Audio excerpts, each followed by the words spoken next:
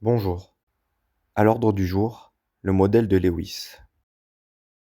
Partout dans l'univers, des fonds marins à l'espace, des molécules sont naturellement présentes. Une molécule est une entité chimique constituée de plusieurs atomes. Par exemple, le dihydrogène est constitué de 2 atomes d'hydrogène. Pour cette molécule, on peut se poser la question: pourquoi comporte-t-elle forcément 2 atomes d'hydrogène mais pas davantage? Pourquoi les atomes s'assemblent-ils?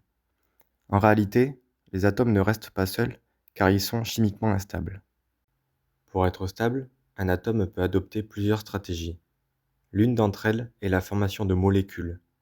En chimie, le modèle de Lewis permet de comprendre cela. La configuration électronique d'un atome décrit la répartition de ses électrons en couches et sous-couches. Pour être stable, un élément chimique doit avoir une couche de valence, c'est-à-dire sa dernière couche, entièrement pleine. Dans le tableau périodique, seuls les éléments de la dernière colonne ont cette propriété. Ce sont les gaz nobles. Comme ils sont stables chimiquement, ils sont inertes et ne réagissent pas avec d'autres éléments. Pour aller plus loin, prenons un exemple.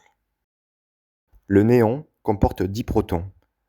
Comme cet atome est électriquement neutre, il comporte également 10 électrons qui vont se répartir en couches et sous-couches. Sa configuration électronique sera 1s2, 2s2, 2p6. Nous constatons que la couche de valence du néon est pleine et comporte alors 8 électrons de valence. Le résultat est le même pour l'argon, de configuration électronique 1s2, 2s2, 2p6, 3s2, 3p6. Ainsi, leur stabilité est expliquée par le fait qu'ils comportent 8 électrons de valence. C'est la règle de l'octet. L'hélium est différent. Il a pour configuration électronique 1s2. Sa couche de valence est bien pleine, ce qui procure à l'hélium sa stabilité. Mais elle contient seulement 2 électrons de valence. C'est la règle du Dewey. Maintenant, quel est le rapport entre la stabilité des gaz nobles et les molécules? Prenons le cas d'un atome instable chimiquement, comme le carbone. Cet atome électriquement neutre comporte 6 protons.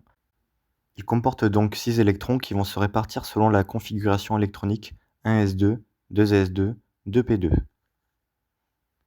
On remarque que sa couche de valence n'est pas pleine. Elle comporte 4 électrons de valence, ce qui explique l'instabilité du carbone seul. Pour être stable, on remarque qu'il manque 4 électrons au carbone pour que sa couche de valence soit pleine avec 8 électrons de valence. Ajouter ces 4 électrons manquants permettrait de respecter la règle de l'octet.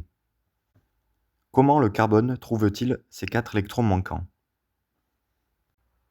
Il va devoir aller les chercher sur 2 atomes situés autour de lui.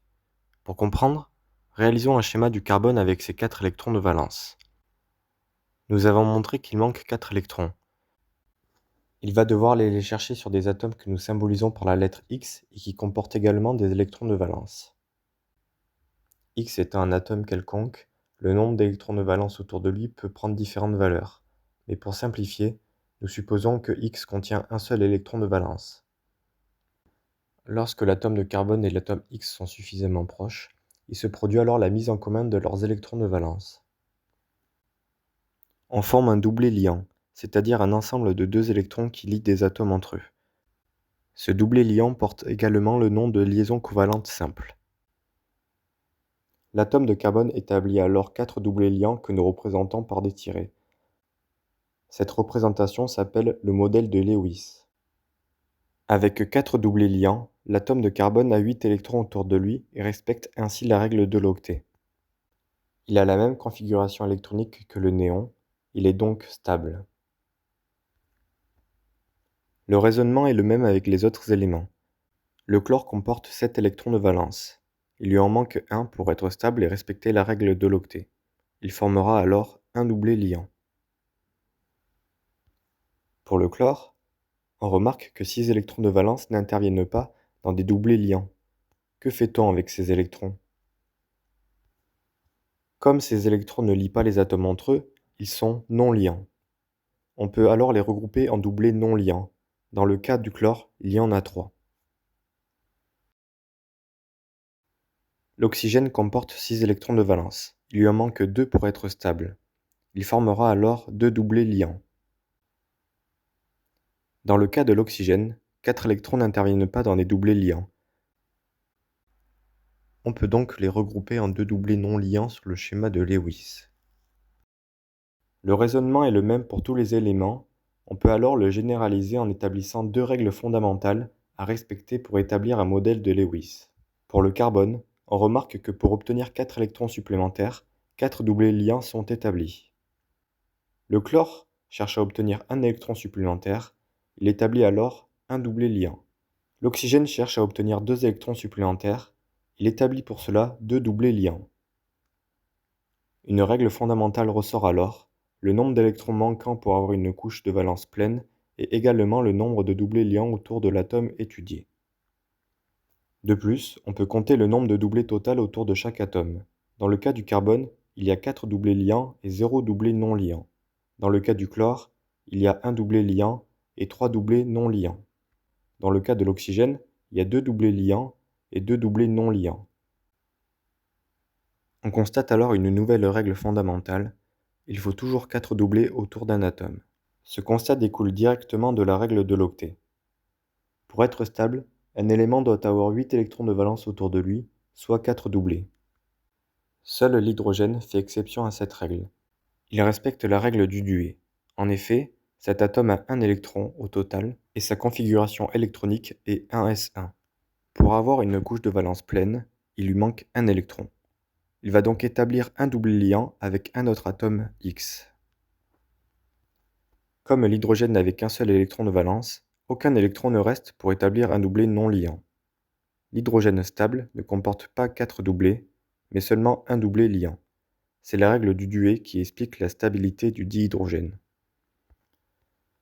Enfin, comment expliquer que certaines molécules, comme le dioxygène et le dioxyde de carbone, comportent des liaisons doubles?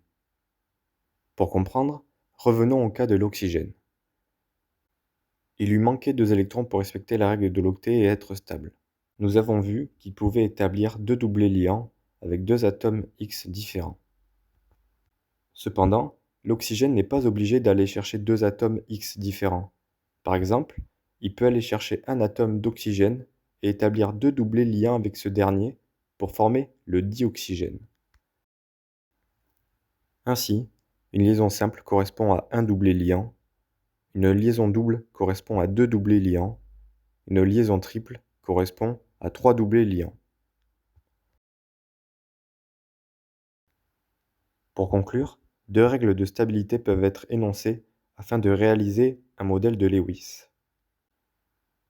Le nombre de doublés liants et le nombre d'électrons manquants pour respecter la règle de l'octet ou la règle du duet dans le cas de l'hydrogène. On en déduit alors le nombre de doublés non liants avec cette même règle de l'octet ou du duet.